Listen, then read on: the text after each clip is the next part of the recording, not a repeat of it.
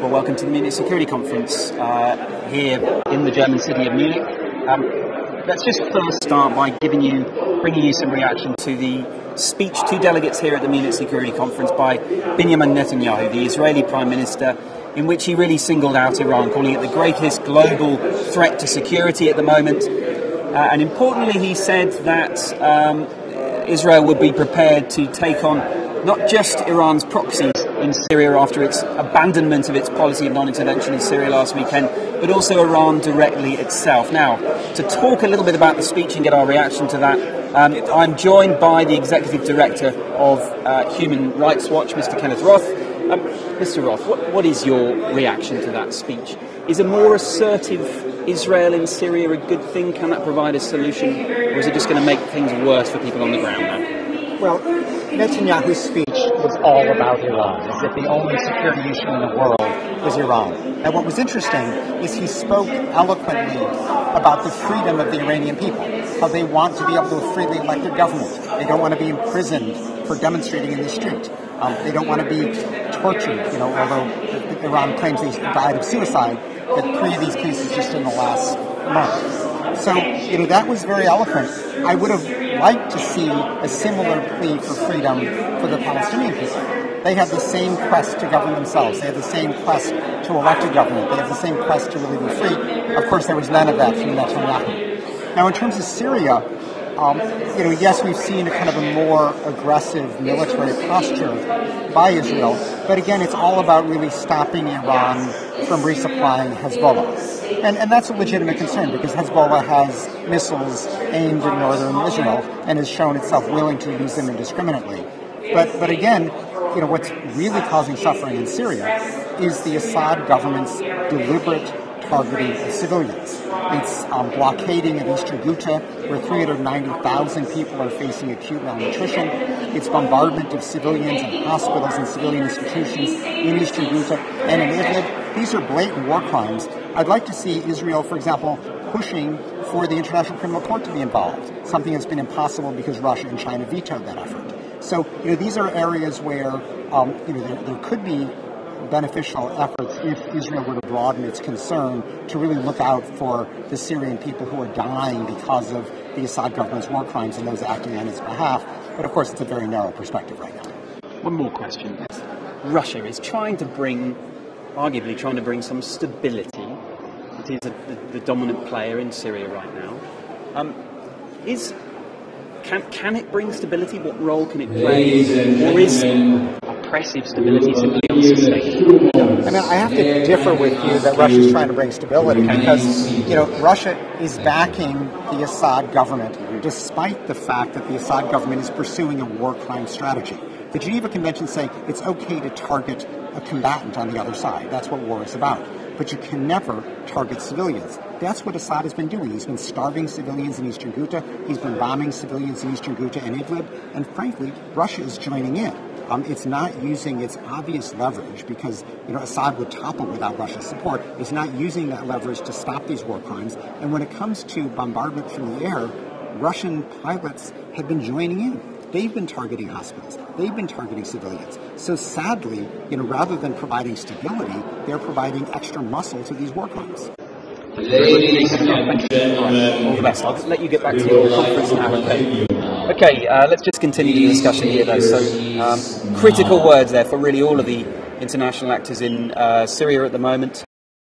Broader discussion through the morning here about nuclear proliferation. What can be done to encourage countries to de-escalate a threat which I think many of the delegates and diplomats here agree is escalating at the moment. We heard through Friday's session a lot of discussion, a lot of barbs being traded between senior officials from the United States and Russia about who might be to blame for that perceived escalation to the nuclear threat.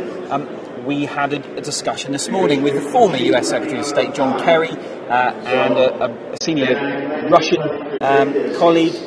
One of the things they had actually agreed on was that they said any attempt to rip up the nuclear deal with Iran would potentially lead to significant increase in the chances of conflict, major power conflict with Iran.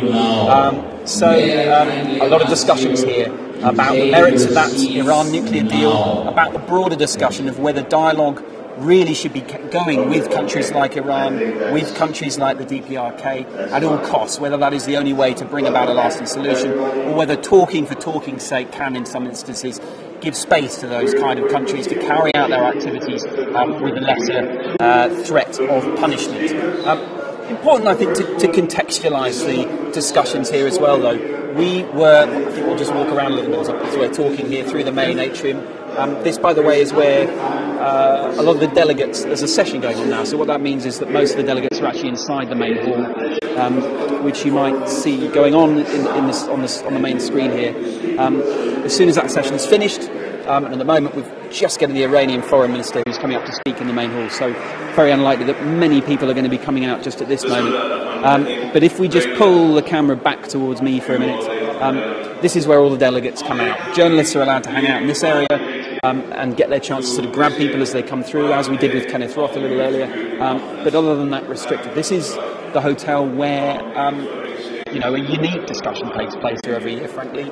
Delegations from all over the world, from heads of state and government, prime ministers, defence ministers, foreign, all kinds of senior government officials coming here for this unique, less formal chance for discussions on any number of issues and flashpoints. What I was just doing for you there was just contextualising some of the discussions. We'll just maybe stop the camera there, and should we just bring ourselves up here? And we'll just pause again, I think, so our cameraman doesn't fall over. The context. This is the third security conference we've been to. Last year, particularly, there was this feeling amongst the heads of state and government gathering here from all over the world that maybe we were reaching a tipping point. That in a number of crises, principally perhaps the DPRK, where just before last year's conference there had been a missile test coming out of Pyongyang. There was a sense that this crisis, perhaps above all, was going to come to a head in the months ahead. Here we are a year on, and although that conflict is by no means resolved, there is a sense that perhaps it has stepped back from the brink, that perhaps there is a better chance for dialogue now.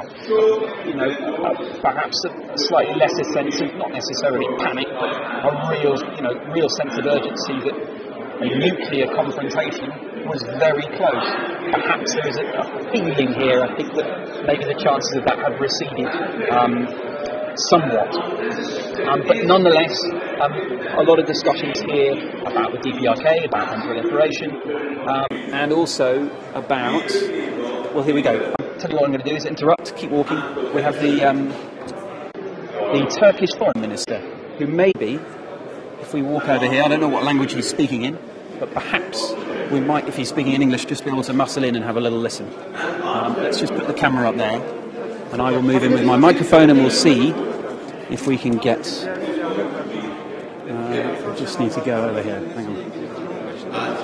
Let's get my microphone in. Okay, I'm just being directed by security here. We'll see what we can do. Yeah. Excuse me, can I just... Yeah, okay. Right, we're just going to have a listen.